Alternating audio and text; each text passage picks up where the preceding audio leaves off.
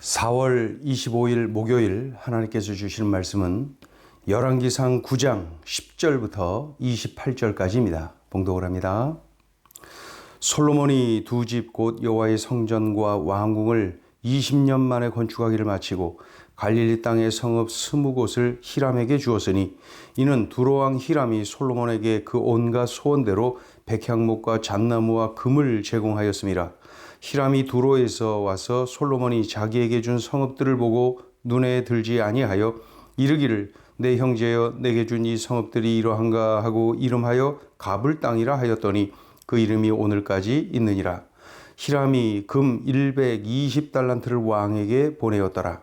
솔로몬 왕이 역군을 일으킨 까닭은 이러하니 여호와의 성전과 자기 왕궁과 밀로와 예루살렘 성과 하솔과 무깃도와 게셀을 건축하려 하였음이라.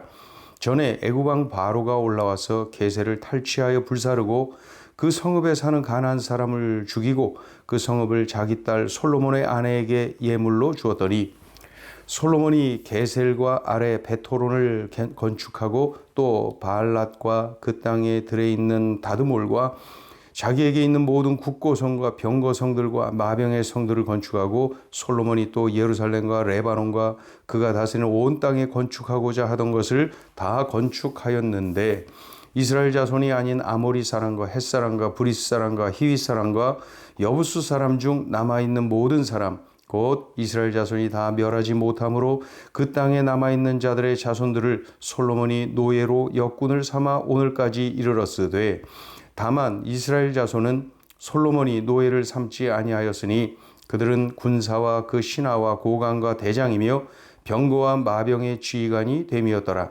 솔로몬에게 이를 감독하는 우두머리 550명이 있어 일하는 백성을 다스렸더라. 바로의 딸이 다윗 성에서부터 올라와 솔로몬이 그를 위하여 건축한 궁에 이를 때에 솔로몬이 밀로를 건축하였더라. 솔로몬이 여호와를 위하여 쌓은 제단 위에 해마다 3번씩 번제와 감사의 제물을 드리고 또 여호와 앞에 있는 제단에 분향하니라. 이에 성전 짓는 일을 마치니라. 솔로몬 왕이 에돔 땅 홍해 물가의 엘룻 근처 에시온게벨에서 배들을 지은지라. 히람이 자기 종 곧 바다에 익숙한 사공들을 솔로몬의 종과 함께 그 배로 보내매 그들이 오빌에 이르러 거기서 금 420달란트를 얻고 솔로몬 왕에게로 가져왔더라. 이 솔로몬이 여호와의 성전과 자신의 자신의 왕궁을 건축하는데 장장 20년에 걸쳐서 완공을 하게 됩니다. 엄청난 경비가 소요됐겠지요. 또 엄청난 그 수많은 인력이 동원되었겠지요. 그런데 궁금합니다. 솔로몬은 이 엄청난 경비를 어떻게 마련했을까요? 기본적으로 아버지 다윗, 그 다윗이 하나님의 성전 건축을 사모하는 마음으로 자신의 것을 드리고 그 모습을 보고 1000부장, 100부장, 50부장, 10부장 이런 지도자들이 또 하나님 앞에 드리고 그리고 그 모습을 보고 일반 백성들까지도 자신들이 가지고 있는 것을 하나님께 드렸다. 아무튼 다윗을 중심으로 많은 백성들이 달려들어서 물질을 준비했어요. 필요한 것들을 준비했어요. 성전 건축에 필요한 것들 말이죠. 또 한 가지 눈에 띄는 게 두로왕, 이 두로왕 히람과 아주 밀접한 유대 관계를 이 솔로몬이 유지하고 있었죠. 그 두로왕 히람이 큰 도움을 주었습니다. 11절을 읽어보죠. 11절을 보면은 갈릴리 땅의 성읍 20곳을 히람에게 주었으니 이는 두로왕 히람이 솔로몬에게 그 온갖 소원대로 백향목과 잣나무와 금을 제공하였음이니라. 두로왕 히람이 솔로몬의 건축 사역에 크게 도왔구나 하는 것을 볼 수가 있죠. 그리고 눈에 띄는 것이 가나안 족속을 노예로 삼아서 건축 역군으로 이용했구나.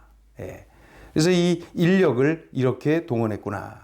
가나안 땅에 남아있는 족속을 노예로 삼아서 건축 역군으로 이용했다. 그래서 21절 2절을 읽어보죠. 21절 곧 이스라엘 자손이 다 멸하지 못함으로 그 땅에 남아있는 그들이 자손들을 솔로몬이 노예로 역군을 삼아 오늘까지 이르렀으되 다만 이스라엘 자손은 솔로몬이 노예를 삼지 아니하였으니 그들은 군사와 그 신하와 고관과 대장이며 병거와 마병의 지휘관이 됨이었더라. 그래서 가나안 족속에 남아있는 그들을 노예로 삼아서 건축 역군으로 이용했구나 알 수가 있고, 그리고 또 한 가지 눈에 띄는 게 이제 대외 무역을 통하여서 이득을 많이 남겼구나 하는 거 내용이죠.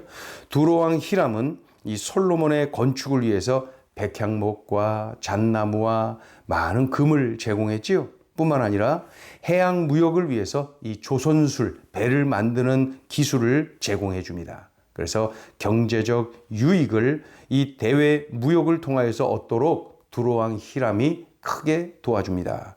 26절부터 8절까지 읽어보죠. 26절 솔로몬 왕이 에돔 땅 홍해 물가의 엘룻 근처 에시온게벨에서 배들을 지은지라 히람이 자기 종 곧 바다에 익숙한 사공들을 솔로몬의 종과 함께 그 배로 보내매 그들이 오빌을 이르러 거기서 금 420달란트를 얻고 솔로몬 왕에게로 가져왔더라. 이 대외 무역, 해양 무역을 통해서 크게 경제적 유익을 얻었구나 하는 것을 볼 수가 있죠. 자, 오늘 주시는 메시지입니다. 첫째, 경제적 이익 앞에서도 하나님 사랑, 이웃 사랑을 실천하라. 이 솔로몬의 20년간의 성전 건축과 왕궁 건축에 크게 도움을 준 사람이 바로 이 두로왕 히람입니다. 만약 두로왕 히람이 없었다면 이 솔로몬의 이러한 건축 사역은 너무나도 힘겨웠을 것이 분명합니다. 그런데 이 솔로몬은 그에게 감사의 마음을 담아서 대가를 지불한다고 했지만 어떻게 됐습니까? 갈릴리 땅의 성읍 20곳을 두로왕 히람에게 제공합니다. 갈릴리 땅의 성읍 20곳. 그런데 이 땅은 이 두로왕 히람에게는 가치 없는 땅, 쓸모없는 땅, 그가 원치 않는 땅이에요. 그럼에도 솔로몬의 위세에 눌려서 이 두로왕 히람은 불평도 못하고, 다른 제한도 못하고, 오히려 금 120달란트, 그걸 환산하면 금 4톤이나 됩니다. 금으로 4톤 생각해 보세요. 4톤. 금 4톤. 이 엄청난 양을 솔로몬에게 가져다 줍니다. 그러니까 경제적 이익 앞에 이 두로왕 히람에게 정말 잘 대해줘야 되는 것 아닙니까? 그런데 이 솔로몬이 이웃 사랑의 마음이 없었구나. 그저 경제적 이익, 경제적 논리로만 바라보고 있었구나 하는 것이 느껴집니다. 그 경제적 이익 앞에 이웃 사랑을 놓쳐버린 솔로몬의 모습을 봅니다. 더 결정적인 것이 오늘 본문에 눈에 띄는데 레위기 25장이나 신명기 27장에 기록된 내용을 보면은 땅을 사고 팔지 말아라 하나님의 음성입니다. 또 땅의 경계표를 함부로 옮기지 말라 하나님의 명령이죠. 이런 하나님의 명령을 어기고 갈릴리 땅의 성읍 20곳을 두로왕 히람에게 주는 그런 모습을 볼 수가 있어요.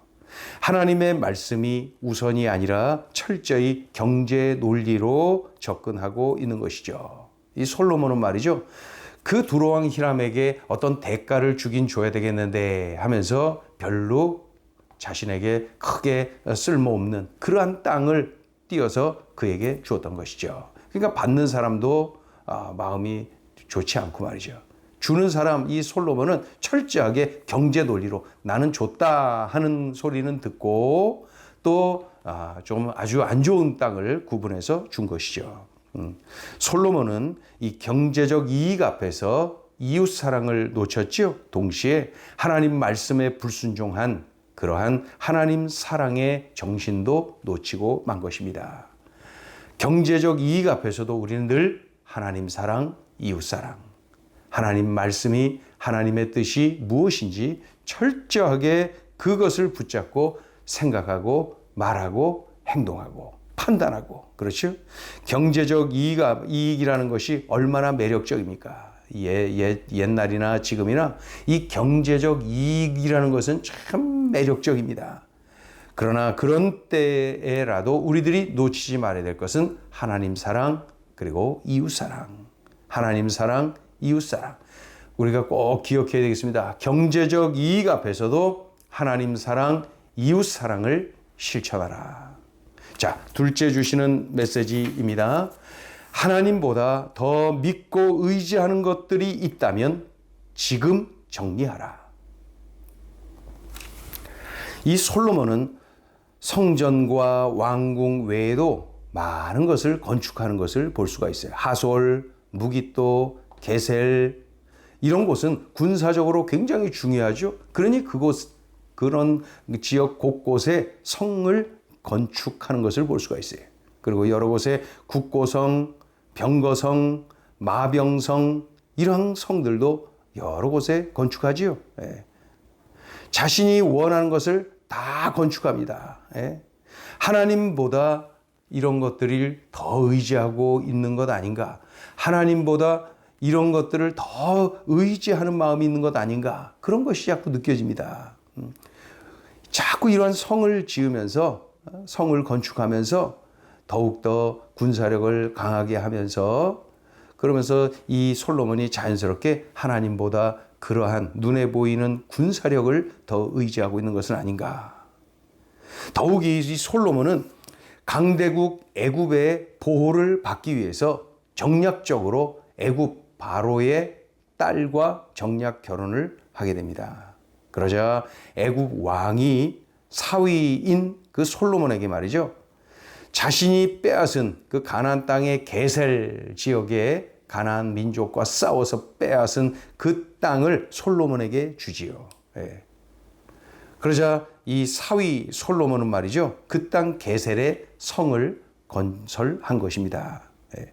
이런 모습. 그러니까 애굽 왕의 딸과 정략 결혼한 이유가 뭐예요? 강대국 애굽의 보호를 받고 싶은 거예요. 예. 그리고 그 선물로 받은 그 게셀 땅에 성을 건설한 이유는 뭐예요? 더욱더 강한 군사력을 갖고 싶어서 그런 것이에요. 이런 모습을 보면서 어느샌가 이 솔로몬이 하나님을 그렇게 의지했던 솔로몬이 하나님보다는 애굽 바로의 힘을 더 의지하고 있는 것 아닌가. 강대국의 보호를 받고자 하는 마음이 하나님을 의지하고자 하는 믿음보다 더 큰 것은 아닌가. 그리고 군사력으로 만족해하고 있는 것은 아닌가. 그러다 보면은 하나님을 의지하는 그러한 믿음이 계속 약해져만 가는 것이죠. 우린 기억해야 됩니다. 형통할수록 하나님을 더욱 믿고 의지해야 됩니다. 형통하잖아요? 그러면 자꾸 하나님 멀리하고 세상 것들, 가시적인 것들 의지하게 되거든요. 지금 솔로몬이 의지하는 것들, 그 수많은 성들, 국고성, 또 병거성, 마병성, 성, 이런 성, 저런 성, 이곳, 저곳 성들 말이죠. 이러한 솔로몬이 의지하는 이런 것들은 다 아침 안개와 같습니다. 아침에 잠시 보였다가 금세 해 나면은 사라질 아침 안개 말입니다. 꼭 그런 것들과 같아요. 금세 사라질 것들이. 그런데 영원한 요새, 영원한 반석이신 하나님을 의지하는 사람이 그 성을 많이 가지고 있는 왕보다 훨씬 강합니다. 훨씬 강합니다. 그래서 우리들이 꼭 기억해야 될 것, 하나님보다 더 의지하는 것들이 있다면은 바로 지금 정리해야 됩니다. 정리해야 됩니다. 솔로몬이 그것을 놓친 거예요. 기도하겠습니다. 하나님 아버지, 솔로몬의 그 인생 절정기를 보면서 그곳에서 왠지 하나님보다 계속해서 다른 것들을 더 의지하는 그의 모습을 봅니다. 하나님 의지하기보다는 인간적인 방법을 앞세우는 솔로몬의 모습을 봅니다. 하나님, 우리의 삶 속에 행여나 이러한 모습이 있다면 용서하여 주시고 참으로 오늘 들려주신 말씀을 명심하여 내 삶에 적용하고 이 말씀을 살아내게 하여 주시옵소서. 예수님의 이름으로 기도 올리옵나이다. 아멘.